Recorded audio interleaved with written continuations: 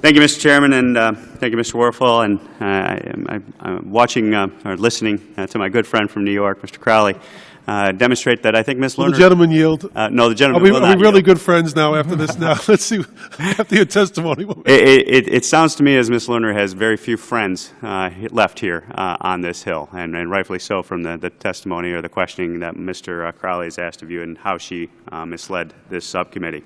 So I want to focus in particular on Ms. Lerner and Ms. Lerner's emails. First and foremost, you said you have reviewed emails from Ms. Lerner. How many email accounts did Ms. Lerner have?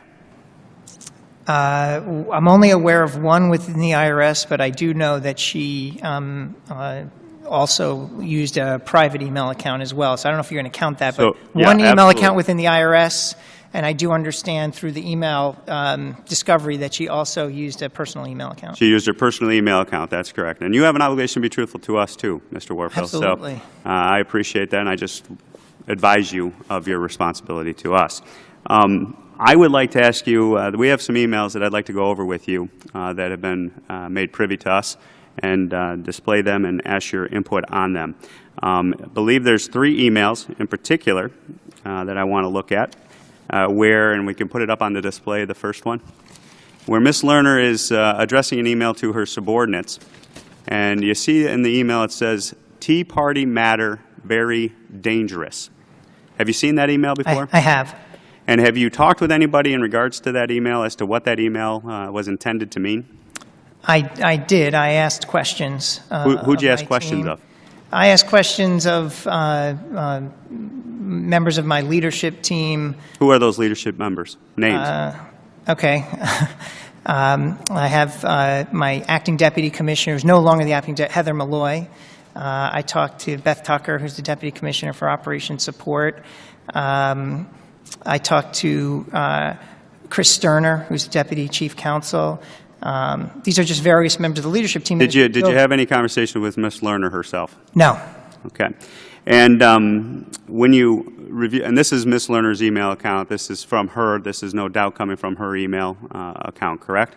That's my understanding, yes. So what do you think Ms. Lerner meant when she said Tea Party matter very dangerous, in particular, very dangerous? I will say this. I don't know what she meant, but I was concerned when I saw the email. And it's for that reason that I flagged it for the IG and for the Accountability Review Board. Okay. And let's go to the second email. We're going through time here. This is another email that came from Ms. Lerner's email account. And in that email, it says, it would be great if we can get there without saying the only reason they don't get a 3 is political activity, I believe is the full reading of that. And in particular, I direct your attention to the statement, it would be great if we can get there without saying the only reason they don't get a 3 is political activity. So I want to ask you a question. What does get there mean? I don't know. But this, again, is Ms. Lerner's email, correct? I agree. I agree it raises a question and a concern, and I think it would be helpful, for example, to talk to people that are on that email chain as well and see if they can help dissect what that means. And it's for that reason that I provided emails like this to the Inspector General, who's doing those very interviews, as is this committee. And so my hope is that in interviewing the employees on that email chain, we can get a better sense of what she meant there. And do you think she was trying to say that somehow they were trying to approve or deny these applications? It's part of the challenge. I just don't know, taken out of context. But again, we produce these. I just want to point out, if I could, Congressman, this, in some ways, this is part of the process working the way it was intended. I made commitments that I would get all this information.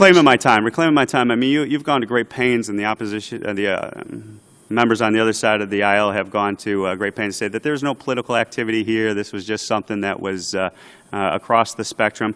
But when you see things like Tea Party is very dangerous, we need to get there some other way than for political activity, clearly that shows to me some bias, and we'll let the American people make that judgment. So you're trying to say one thing, but this incriminating evidence leads me to believe there's something else going on there. Let's go to the third email, okay, if we could.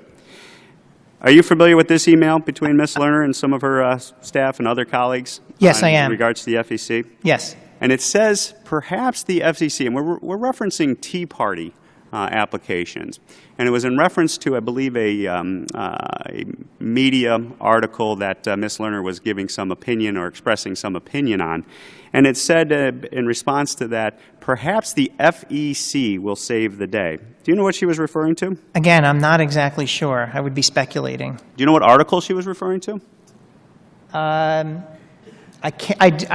don't remember off the top of my head, but I do remember asking questions and raising a concern, and this is the one. Sure, and who'd you ask the question of? Again, to my leadership team. And did they give you any information as to what article she was referring to? Again, off the top of my head, I don't remember the exact article. I apologize if you want to. Do you remember the substance of the article? I don't. I apologize. It was something about the Senate activity and the contributions from these organizations going to, in regards to the Senate majority being held by the Democrats, and it was a threat to the Senate majority. Okay. Does that refresh your memory? That does refresh my memory. I appreciate that. So when Lois Lerner, who's in charge of these applications, these Tea Party applications, makes a statement in an email, perhaps the FEC will save the day. Do you think there's any political connection or opinion she's trying to express there? I don't know. The initial conclusion I reach is that it warrants additional questions. It's definitely worth flagging, but I just don't know. It was just speculation on my part. And let me ask you one question. Isn't it true that the agency asked Ms. Lerner to resign?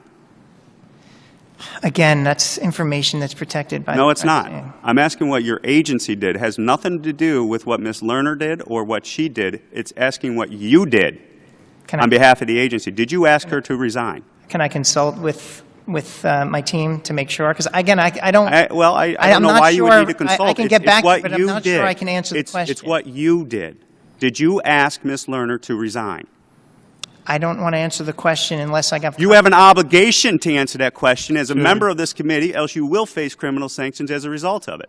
Did you ask her to resign? I'm being told by my attorney who's sitting behind me that I cannot answer that question under the Privacy Act. I potentially can answer that question. Why is that a Privacy Act, what you did?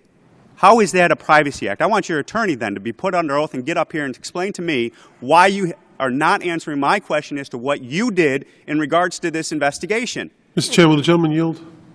No, I won't yield. I want an answer. Time has expired. Mr. Chairman, will the gentleman's time expired, and will he yield for a question?